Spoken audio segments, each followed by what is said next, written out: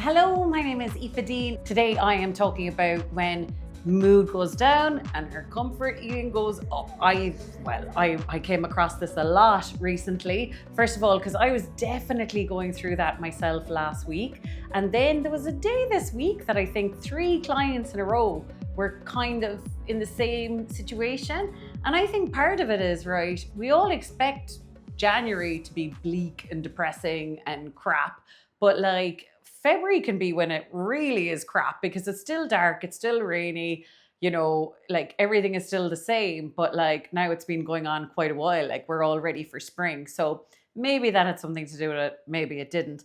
But anyways, I wanted to go over this because obviously we're humans and the terms and conditions of being a human is we experience every emotion. So it doesn't matter what size we are. This has nothing to do with the size we are. This is, I think it's important to say that, right? Because sometimes when we get down, eating and weight is the stick we beat ourselves with.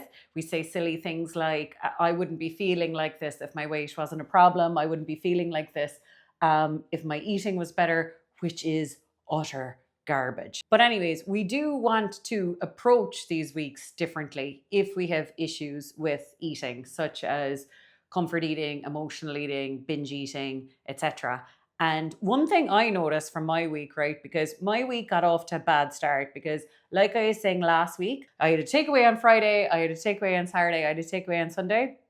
And it was just a bit too much energy ultimately for my almost 40-year-old 5'3" body. So I was still full on Monday and I was still kind of full on Tuesday. And I think the worst perfect storm, right? If you're a comfort eater, if you're an absolute alien species to the food as fuel world, you actually get comfort out of your food and it's important to you.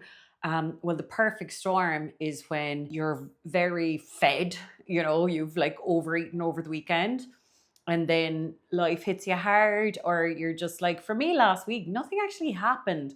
I was just a sensitive little sausage. I was just a little bit like vulnerable and, things were hard. And then it was really pissing off that I couldn't get comfort from food. So I kind of think, the way like in health screening things, I'm sure it used to be a question before, the way like when people are in love, colors are brighter, music sounds better, food tastes better.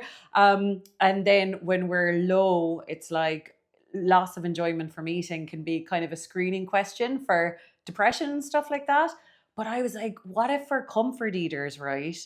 It's actually sometimes the other way around, that because we can't get enjoyment out of food, we get down. Because like even the other day, whatever day it was, I was like really kind of fed up and I was like, right, I'm going to throw money at the situation. I'm going to go over to Marks and Spencer's and I'm going to pick the best chocolate they have and that will fix me. And came back here to the office and had it. And I was like, no, that didn't work either. So it's so annoying when food doesn't give us the buzz we need. And that just made me more pissed off and frustrated and everything. So I think this is something to think about, right? Like as in that really stays with me in my day-to-day life, right? Because what dieters, the advice, you're kind of telling yourself, I'm going to be good tomorrow. I'm going to be good on Monday, right? So it's like food is always going away, which makes us eat more now. And that's not a personality type or anything. That's just survival instincts. You're never gonna override that one. If food is going away, you are going to eat more at the weekend before a diet starts on Monday. But now that I know for me, food is a drug, I could never say I will be good on Monday because I have no idea what life is going to throw at me on Monday. But there is a high chance that I might need pleasure from crisps or chocolate or something at some point that will ease the blow. And if I'm full as a frog from randomly eating random crap all weekend, that really screws over Monday's IFA. You know what I mean? And like the week to follow. But anyways, so I was in that situation last week and then just massive fatigue hit on like Thursday, and Thursday I was off actually. And then my pet had a lump and she went to the vet and she had to get stuff removed. So the little cat had a cone And so I was kind of staying around to see she was okay. But like major fatigue. And it was just odd because the week before I was like excited about life and excited about the most random little things. And then like last week I was a bit like, ugh, ugh. And there was one day that it was 2 p.m. and I actually asked ChatGPT, why can't I get out of my pajamas? I just couldn't get out of my pajamas. But like the reason I'm doing this episode is because I think there's a big difference in how we deal with that when it's going on and how we come out of it when we don't have any more eating issues or weight issues versus the worst case scenario when we do have eating and weight issues. So the first one is like there's a big difference between judging the situation and learning from the situation. So if I was really like, why the hell is wrong with me? Why am I physically low energy? Or why is my mood low? Like, what is wrong with me? I shouldn't be like this. There's no help there, right? That's not helping anything. And if overeating is in the mix, right, of a low mood or a fatigued week, like I suppose we kind of have to see that overeating is always like a reaction to a problem. It's not the actual problem. So the actual problem is maybe that you've got a low mood or you're like physically feeling fatigued or whatever, and overeating comes in then.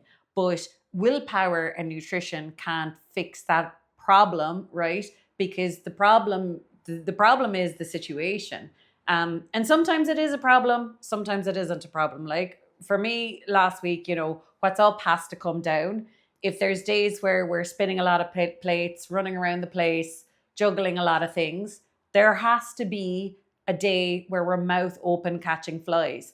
And I think the thing is, we're all a bit ignorant these days because this human body hasn't evolved for thousands and thousands of years, but life outside has got way faster. And we can be a bit like, come on, buddy, perform. And it's like, I have so many clients that like they work, they have kids, they have a house. And then even the ones who don't have like partners or kids or whatever, everyone has stuff going on and like life is hard and all the rest of it. So this kind of expectations that there should never be a fatigued day or there should never be a low mood day. It's kind of like, it's not actually always a bad thing, especially if we expect it. So like I said, if we ever have superwoman days where we achieved a lot, like the other side of that is a mouth open catching flies kind of day. So with me, one of the things that I was interested in, like I was kind of self-reflecting on, right, is that if I'm like really fatigued, if I'm really like feeling almost burnt out or whatever, when was I the opposite of that? Like when was I maybe stimulated or overstimulated? And, I suppose like a lot of people, social media is a little bit of a cause, isn't it? Like I've actually deleted my Instagram and stuff.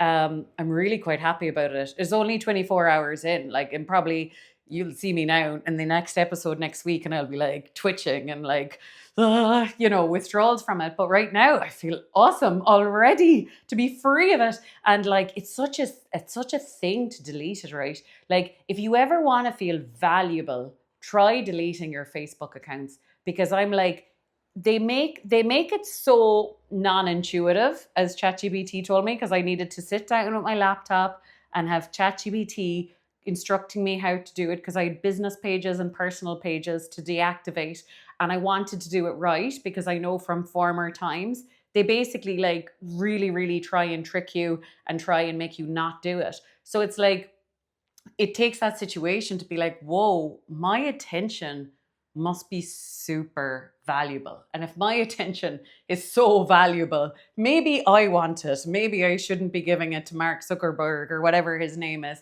But anyways, on social media, the way you can be like elated and then you're pissed off and then you're, feeling injustice and then you're happy again. And then it's like, oh, that's cute. And then it's like, oh, that's informative. And so basically your phone is like playing a piano on your nervous system. It's like you're up and you're down or whatever. And I just kind of think, like, would my grandmother have had anything like that in the whole course of her life, where every 30 seconds to 1 minute she was a different emotion? So like, I'm like, fair enough, I'd have a burnt out day if there was ever a day where I was like enjoying reels on my phone. So I was like, that's one explanation as well. So we're learning, not condemning. I think that's really, really important, because it's the same with overeating, right? Like telling ourselves this is wrong and I should never do it again. There is no learning in that. Like, it will come again. You are a human. You are not immune to stuff like low moods, low energy, or overeating. Like, I was talking to a client this morning actually, and we've just started, like literally just started working together. And the other night she ate like a lot of crap, and of course the bully came out afterwards and was really giving out to her and being like, I can't believe you're doing this, can't believe you ate that much, whatever.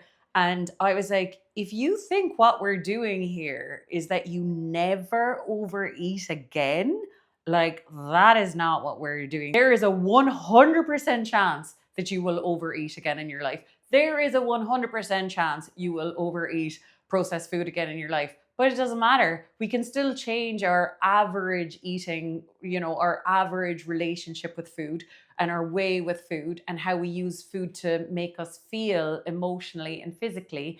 And our average weight is just our average calories. So just like people without weight issues, we could have the odd time where we overeat and it's still never, ever going to be a game over situation. So that condemning is really, really unwarranted. So instead, we really want to make sure that we're parenting ourselves. Another factor that I think is really important to mention is what you resist persists. If you really dig in your heels, and like, that's what I really couldn't understand. Like, when I started dieting and stuff, it's like, right, okay, now I'm fat. Now I need to lose weight. And then it's like, the more you're like, then it's like, oh shit, now I'm up another half a stone. And then you're like, right, now I am really fat. Now I really need to lose a stone. And it's like, actually, the more you dig in your heels, like, the bigger I was getting anyways. So it's like, where you focus your energy, that's what's growing.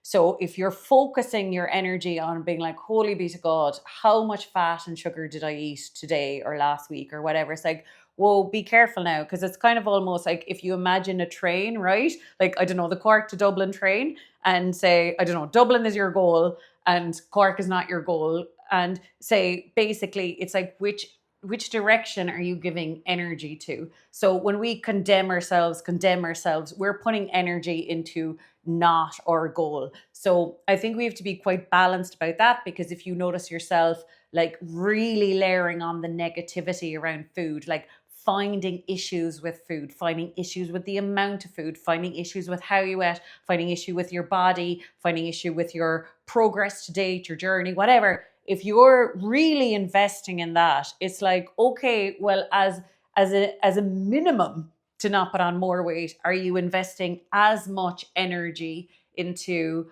I love feeling healthy, I'm so excited to feel, light and well in my body and fit, and I'm excited to figure things out. I'm excited to do things in my own cool way, in my own cool time. I'm excited to learn. I'm excited to, like, once I know better, I do better. I'm excited for what I'll figure out about myself.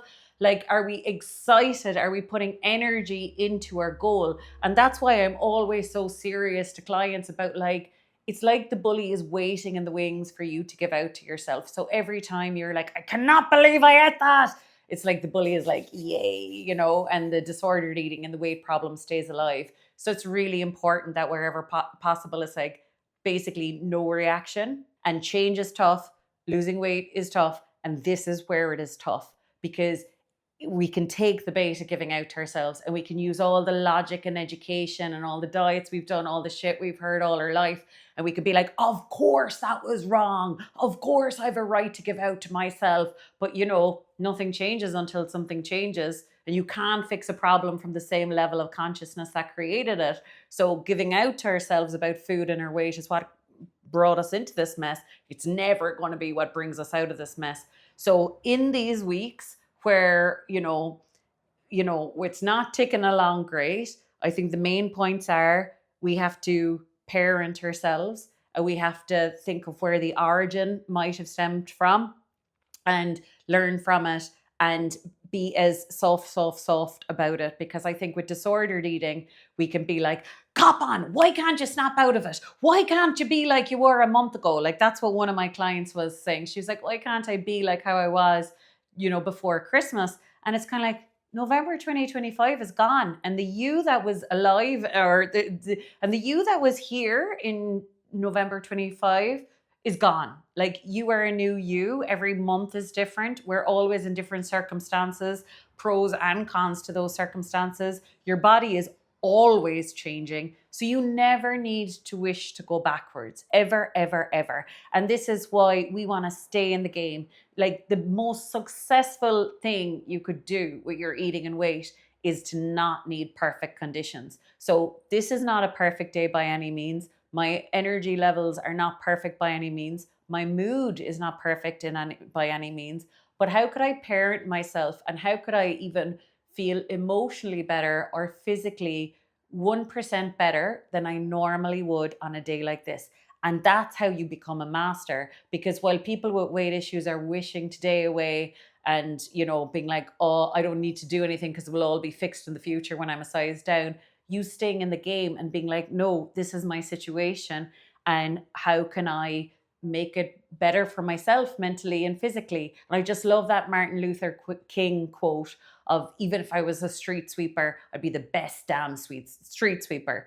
So even on our crappiest days, there's still a way we can kind of optimize it, if that makes sense. And again, we are absolutely winning if we can stay away from judgment, because again, I think what you resist persists. And if you dig in your heels and make it wrong, it will last for longer. The mantra of getting out of eating and weight issues is, this too shall pass.